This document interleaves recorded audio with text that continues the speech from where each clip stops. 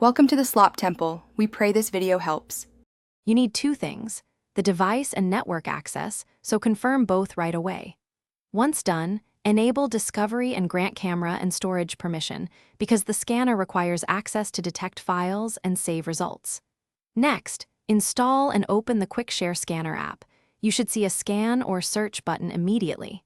Tap that button to begin scanning for nearby shared folders and devices. This first step kicks off detection fast while keeping the required permissions in place, so the scanner can communicate and pull metadata.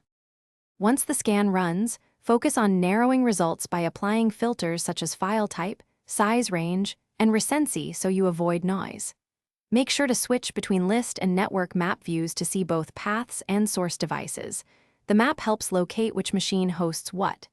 If the scanner prompts for authentication, enter device passwords or PINs now, because that unlocks protected shares.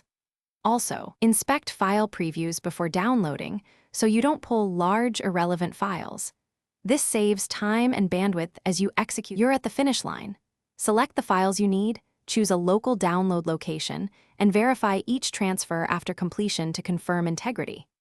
Use the resume feature for interrupted transfers and compare file hashes when accuracy matters.